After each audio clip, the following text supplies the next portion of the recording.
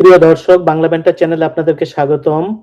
আজকে আমরা ত্রয়োদশ জাতীয় সংসদ নির্বাচনের কিছু অনিয়মের কথা বলবো। ত্রয়োদশ জাতীয় সংসদ নির্বাচনে অন্তত 40% আসনে একাধিক অনিয়মের চিত্র দেখা গেছে বলে জানিয়েছেন দুর্নীতি বিরোধী আন্তর্জাতিক সংস্থা ট্রান্সপারেন্সি ইন্টারন্যাশনাল বাংলাদেশ বা টিআইবি।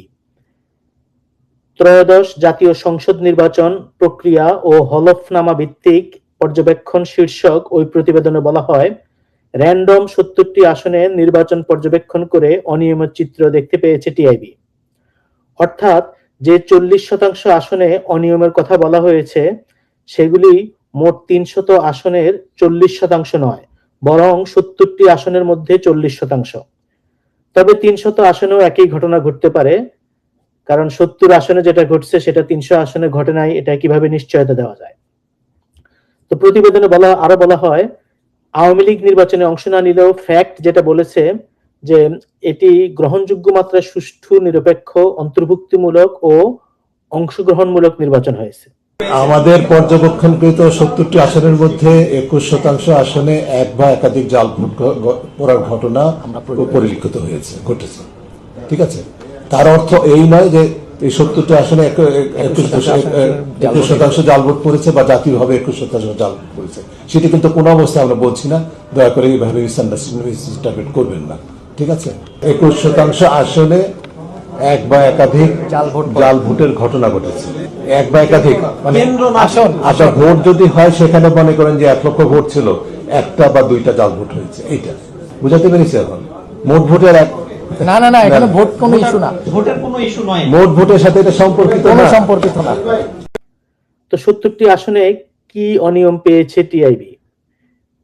টিআইবির 70টি আসনে যেসব অনিয়ম দেখতে পেয়েছে তার মধ্যে সবচেয়ে বেশি অনিয়ম ঘটেছে ভোটারদের হুমকি দিয়ে তাড়ানো বা কেন্দ্রে প্রবেশ করতে না দেওয়া। টিআইবি বলছে তাদের পর্যবেক্ষণ করা 70টি আসনের মধ্যে 46.4% আসনেই এমন অভিযোগ পাওয়া গেছে।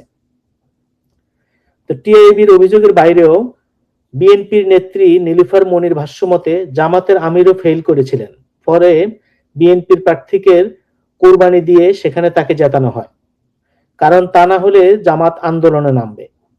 নীলুফার মনির কথা মতো এরকম কয়েকটি আসনে বিএনপির প্রার্থীদেরকে কোরবানি দেওয়া হয়েছে। আপনার ঢাকা 15 জামাতের আমিরের যে আসন, এটা ফেল করেছিল তারা আমির সাহেব, এটা একদম ফেল করেছিল। 4000 না 20,000 ভোটে মিল্টনে কিন্তু মিছিল শুরু হয়ে গেছিল। একরকম মিল্টনকে কোরবানি দেওয়া হয়েছে। কেন আপনি জানেন? জামাত সাথে সাথে বলছে তারা মাঠে নামবে, আন্দোলনে নামবে। এখন এত কষ্ট করে এত কিছুর পরে একটা ভোট হয়েছে, সেই ভোটটাকে বিএনপি আন্দোলনে নষ্ট করতে দেয় নাই। বলছে ঠিক আছে, ওটা দিয়ে দাও। তাহলে তার ভোট আবার বাড়ালো কিভাবে? শোনেন, ওটা দিয়ে দাও। এটা আপনি যারা ছিল ওইখানে তাদের জিজ্ঞেস করেন। মিল্টনকে কুরবানি দেওয়া হয়েছে, গেল আপনার আমিনুল পাশ করবে 100% নিশ্চিত। সবচেয়ে ভালো অবস্থা আমিনুলকে কুরবানি দেওয়া হয়েছে। এরকম আরো অনেককে, আপনার কায়ুম ভাটারা, আপনার রামপুরা কায়ুম সাহেবকে কুরবানি দেওয়া হয়েছে। আমি একটু আপনাকে ইন্টারাপ্ট করবো, আপনি বলবেন। আপনি 3টা ঘটনা বলছেন কুরবানি দেওয়া হয়েছে, তাই যদি হয় তাহলে তো ইলেকশন ফেয়ার হয়নি। আমি বলি ফেয়ারের সঙ্গে তুলনা না, ফেয়ার ইলেকশন। শোনেন, এই যে 30টা বলছে না, 30টা বলছে না, এরকম তারা বলছে যে আমাদের 1 নাম্বার লোক ফেল করলে আমরা এখানে থাকতে পারি না। টিআইবির প্রতিবেদনে ফিরে আসা যাক। 70 আসনে ভোট পর্যবেক্ষণে আরো যেসব অনিয়মের ঘটনা প্রতিবেদনে বলা হয়েছে সেটা হলো, ভোটারদের জোর করে নির্দিষ্ট মার্কায় ভোট দিতে বাধ্য করা হয়েছে 35.7% আসনে, জাল ভোট দেওয়া হয়েছে 21.4% আসনে, বুথ দখলের ঘটনা ঘটেছে 14.3% আসনে, প্রতিপক্ষের পোলিং এজেন্টকে কেন্দ্রে ঢুকতে না দেওয়া হয়নি 14.3% আসনে, ভোট গ্রহণের আগেই ব্যালটে সিল মারার ঘটনাও ঘটেছে 14.3% আসনে, রিটার্নিং অফিসার সহ নির্বাচনে দায়িত্বপ্রাপ্ত কর্মকর্তাদের পক্ষপাতমূলক কার্যক্রম পাওয়া গেছে 10.3% আসনে, ভোট কেন্দ্রে সাংবাদিকদের বাধা প্রদানের ঘটনা 7.1% আসনে, ভোট গণনায় জালিয়াতির অভিযোগ 7.1% আসনে।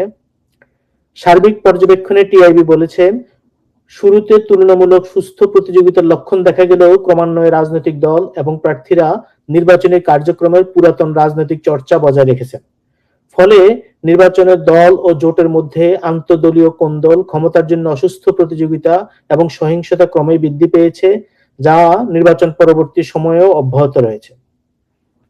ইলেকশন ইঞ্জিনিয়ারিং কি ঘটেছে? বিভিন্ন অনিয়মের ঘটনা ঘটলেও সামগ্রিক পুরো নির্বাচনে ইলেকশন ইঞ্জিনিয়ারিং হওয়ার অভিযোগ নাকচ করেছে টিআইবির নির্বাহী পরিচালক ইফতেখারুজ্জামান। তিনি বলেন, আমাদের বিবেচনায় আমরা কোনো ইঞ্জিনিয়ারিং পাইনি। নির্বাচন তুলনামূলকভাবে সুষ্ঠু, গ্রহণযোগ্য ও প্রতিযোগিতামূলক হয়েছে। তবে প্রতিবেদনে প্রতিপক্ষ রাজনৈতিক দলের পক্ষ থেকে ইলেকশন ইঞ্জিনিয়ারিং এর অভিযোগ এসেছে এমন মন্তব্য করা হয়। আমরা যেরকম নীলুফার মনির কাছ থেকে শুনলাম, এক্ষেত্রে 11 দলীয় জোটের পক্ষ থেকে ভোট গণনায় অনিয়ম সহ 10% পর্যন্ত কারচুপির যে অভিযোগ তোলা হয়েছে সেটা উল্লেখ করা হয়।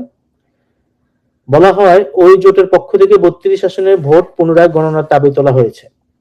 এবারের নির্বাচনে আওয়ামী লীগ অংশ নেয়নি, ফলে নির্বাচন অংশগ্রহণমূলক হলো কিনা এমন প্রশ্ন করা হলে জবাবে টিআইবির নির্বাহী পরিচালক ডক্টর ইফতেখারুজ্জামান বলেন, নির্বাচন অংশগ্রহণমূলক হয়েছে। কারণ হিসেবে তিনি বলেন, আওয়ামী লীগের অনেকেই ভোট দিয়েছেন। তৃণমূল পর্যায়ে অনেক জায়গায় আওয়ামী লীগের নেতা কর্মীরা জয় বাংলা স্লোগান দিয়ে ধানের শীষ বা দাঁড়িপাল্লায় ভোট দিতে বলেছিলেন, তারা ভোট দিয়েছেন।